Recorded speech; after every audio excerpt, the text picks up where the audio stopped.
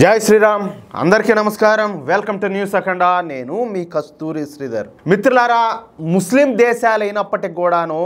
పాకిస్తాన్ను కాదని చెప్పేసి కొన్ని దేశాలు మన భారతదేశానికి సపోర్ట్ చేస్తున్నాయి ఇంతకో ఆ దేశాలు ఏంటో ఆ వ్యవహారం ఏందో ఈ న్యూస్ ద్వారా మీకు చెప్పే ప్రయత్నం చేస్తా ఓకేనా పెహల్గాంలో జరిగినటువంటి ఉగ్రవాద దాడికి ప్రతీకారంగా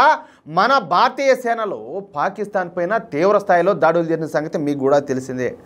మొదటి రోజున చేసినటువంటి ఈ దాడుల్లో మన భారతీయ ఆర్మ్డ్ ఫోర్సెస్ కేవలం పాకిస్తాన్లో ఉన్నటువంటి తీవ్రవాద స్థావరాలను మాత్రమే టార్గెట్గా పెట్టుకున్నారు మొత్తంగా 9 ప్రాంతాల్లో ఉన్నటువంటి 21 తీవ్రవాద స్థావరాలను మన భారతీయ ఆర్మ్డ్ ఫోర్సెస్ భస్మీపట్నం చేసేసినాయి ఈ దాడుల్లో పెద్ద సంఖ్యలో ఈ ఉగ్రవాద దేశానికి సంబంధించినటువంటి తీవ్రవాదులంతా కూడా కుక్క సాగు వచ్చారు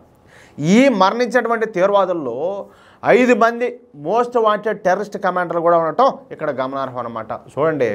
ఇంతకుముందు ఏం జరిగింది మనం సర్జికల్ స్ట్రైక్స్ ఎయిర్ స్ట్రైక్స్ చేశాం కదా అప్పుడు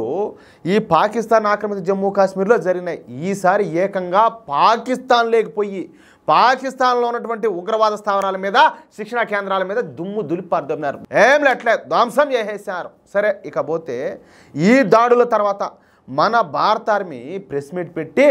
ఈ విషయాలన్నింటినీ కూడా పోసగుచ్చినట్టు వీడియోలతో సహా ప్రపంచానికి అయితే తెలియజేసింది అందుకు సంబంధించినటువంటి ఈ వీడియో ఫుటేజ్ను కూడా విడుదల చేసింది దీంతో పాకిస్తాన్లో పెద్ద ఎత్తున ఈ తీవ్రవాద స్థావరాలు ఉన్నాయని పెద్ద సంఖ్యలో తీవ్రవాదులు ఇక్కడ శిక్షణ తీసుకుంటున్నారని తీవ్రవాదులకు పాకిస్తాన్ అఫీషియల్గానే ఆశ్రయం కల్పిస్తుందన్న విషయాలు ప్రపంచానికి అయితే తెలిసిపోయినాయి ఇక్కడ ఇంకొక విషయం ఏంటంటే ఎవరైతే ఈ ఉగ్రవాద నాయకులు సచ్చినారో ఏది వాళ్ళ అంత్యక్రియల్లో ఏకంగా పాకిస్తాన్ ఆర్మీకి సంబంధించినటువంటి అధికారులు పాల్గొన్నారియా ఇంతకంటే ఇంకేం చెప్పాలా ఇంతకంటే ఇంకేం రుజువులు కావాలా కాదు ప్రపంచం ఏమైనా కళ్ళు మూసుకొని నిద్రపోతుందా ఏంది కథలో అంటే ఇన్నాళ్ళు తాము తీవ్రవాదుల బాధితులమనే నాటకాలు ఆడుతున్నటువంటి పాకిస్తాన్ డ్రామాలు అయితే వట్టి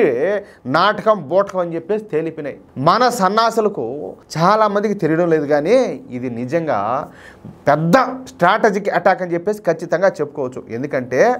భారత్ కనుక మిలిటరీ స్థావరాల మీద కూడా దాడి చేసి ఉన్నట్టయితే పాకిస్తాన్ తీవ్రవాదుల సంగతి పక్కకు పోయి మిగతా విషయాలను ఈ పాకిస్తాన్ ఎక్కువగా హైలైట్ చేసేది ప్రపంచ మీడియా అంతా కూడా పాకిస్తాన్కు వంతపాడినండు కానీ మన భారత్ మాత్రం వ్యూహాత్మకంగా ఈ తీవ్రవాద స్థావరాల మీద మాత్రమే దాడులు చేసి తరువాత ఆ విషయాలను మీడియాకైతే తెలియజేసింది అంటే పాకిస్తాన్కు తీవ్రవాదులకు ఉన్నటువంటి సంబంధాలను ప్రపంచానికి మన భారతదేశం విస్పష్టంగా తెలియజేసిందనమాట అందుకే ఈ అవమాన భారంతోనే పాకిస్తాను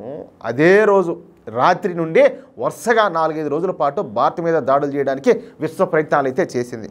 కానీ ఆ ప్రయత్నాలన్నీ కూడా తుస్సమనిపోయినాయి పైగా మన భారతీయ ఆర్మ్డ్ ఫోర్సెస్ తీవ్ర స్థాయిలో ఎదురు దాడులు చేసింది ఈ దాడుల్లో దాదాపుగా ఈ పాకిస్తాన్కు సంబంధించినటువంటి 12 ఎయిర్ ఫోర్స్ బేస్లు ధ్వంసం అయిపోయినాయి అంతేకాకుండా 7 పాకిస్తాన్ యుద్ధ విమానాలు ధ్వంసం అయిపోయినాయి అంతేకాకుండా